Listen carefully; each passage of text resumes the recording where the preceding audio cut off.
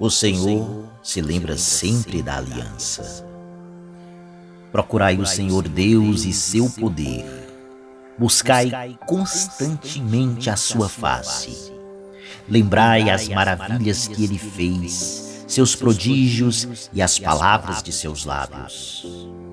Descendentes de Abraão, seu servidor, e filhos de Jacó, seu escolhido, ele mesmo, o Senhor, é nosso Deus. Vigoram suas leis em toda a terra. Ele sempre se recorda da aliança promulgada a incontáveis gerações, da aliança que fez com Abraão e do seu santo juramento a Isaac. O Senhor se lembra sempre da aliança. A maioria de nós já teve a triste experiência de firmar um acordo e depois descobrir que tinha bem menos vantagens do que esperávamos ou do que fomos levados a crer. Mas com as promessas de Deus acontece exatamente o oposto. Quanto mais aprendemos sobre elas, mais ricas são as bênçãos encontradas. O nome Abraão significa pai de uma multidão de nações, indicando sua grande descendência como resultante da promessa pactual de Deus. No sentido físico, Abraão de fato foi o pai de muitas nações, não somente dos israelitas através de Isaac e Jacó, mas também dos ismaelitas através de Ismael, dos edomitas através de Esaú e de outros muitos povos.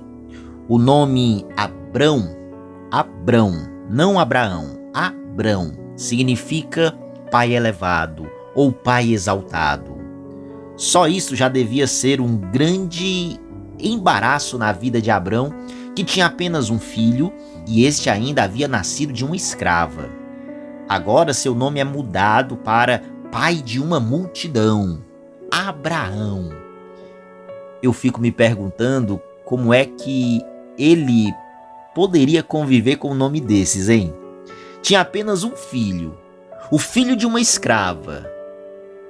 Mas a grande verdade é que, pela graça de Deus, logo ele estaria à altura do seu novo nome. A maioria de nós já deve ter passado pela triste experiência de firmar um acordo e depois descobrir que tinha bem menos vantagens do que esperávamos ou do que fomos levados a crer. Mas com as promessas de Deus acontece exatamente o oposto. Elas são cada vez mais vantajosas para nós. Quanto mais aprendemos sobre elas, mais ricas são as bênçãos encontradas. Deus tinha dito a Abrão que ele seria o pai de uma grande nação. Agora ele diz que, de fato, ele se tornará o pai de numerosas nações. Além disso, ele será pai de reis. O Todo-Poderoso promete ser o Deus de Abraão, o Deus de seus descendentes, entre os quais devemos incluir o seu descendente espiritual por excelência, Jesus. A aliança não é apenas entre Abraão e Deus, mas entre Deus e os descendentes de Abraão para sempre. Essa promessa encontra seu cumprimento pleno e final na igreja, que reúne os verdadeiros descendentes espirituais de Abraão pela fé em Jesus Cristo, o único que satisfaz cada condição da aliança de Deus. Isso fica muito claro quando vemos enfatizado o caráter eterno da aliança de Deus com a descendência eleita de Abraão. Deus, que é ofendido pelos nossos crimes, dispõe-se a sofrer as penas das nossas ofensas para que, pagando Ele mesmo o preço da nossa iniquidade, possamos viver livres de toda dívida. O Senhor da vida se precipita no abismo da morte, a fim de resgatar os que jaziam na escuridão do pecado. As controvérsias entre Jesus e os fariseus vêm se acalorando dia após dia. E hoje, como lemos no relato do Evangelho, ela finalmente chega ao final com os judeus pegando em pedras e o Senhor se escondendo no templo para não morrer antes da hora prefixada pelo Pai. É interessante notar que este mesmo capítulo do Evangelho de São João, que se conclui com pedras, começa também com pedras. Nos versículos iniciais, víamos uma adúltera surpreendida em pecado que não só se livrou da condenação da lei, mas voltou para casa perdoada por Deus.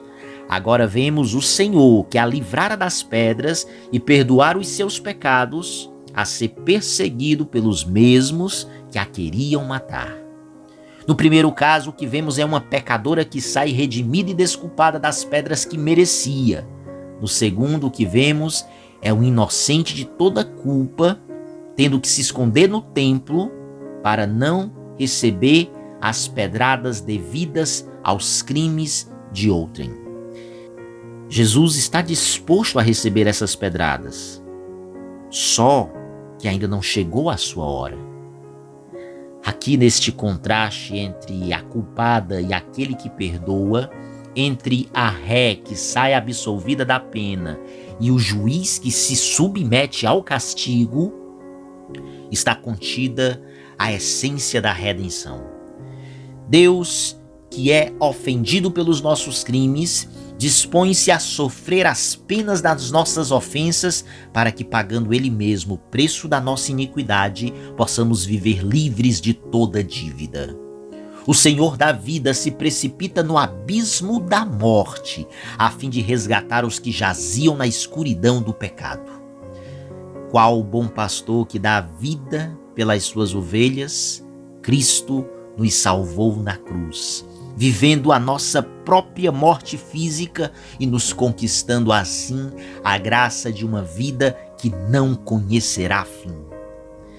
Se alguém guardar a minha palavra, jamais verá a morte. Nesse momento, os seus adversários raciocinavam de uma maneira aparentemente ilógica. Os personagens mais veneráveis do povo de Israel, como Abraão e os profetas, morreram. Não se tinha notícia de ninguém que não iria experimentar a morte. Com Jesus não haveria de ser diferente. Porém, esse modo de pensar estava em total descompasso com a real intenção de Jesus. Quando Jesus se referia à morte, ele pensava em algo muito mais radical que a pura morte física. Suas palavras abririam caminho para a vida eterna, a vida na comunhão plena com o Pai, para além das vicissitudes dessa vida terrena. Jesus, que cumpre a palavra do Pai, já vive a eternidade, pois antes que Abraão existisse, eu sou, disse Jesus a aquele povo e continua dizendo o mesmo a nós no dia de hoje. E quando as palavras de Jesus encontram espaço em nossos corações, então significa que vivemos em comunhão eterna com Jesus e com o Pai, ao cumprirmos sua palavra no despojamento e na partilha, na mansidão, na acolhida ao irmão, na prática da misericórdia e da justiça que liberta e que promove a vida. Assim estaremos prontos para viver eternamente ao lado do nosso Salvador e do nosso glorioso Criador e nosso Pai. Que possamos escutar as palavras de Jesus, que possamos aderir a esta palavra e assim possamos ganhar o prêmio da bem-aventurança da vida eterna junto de Deus, que nos preparou para que não caíssemos na condenação eterna. Louvado seja o nome de nosso Senhor Jesus Cristo, para sempre seja louvado.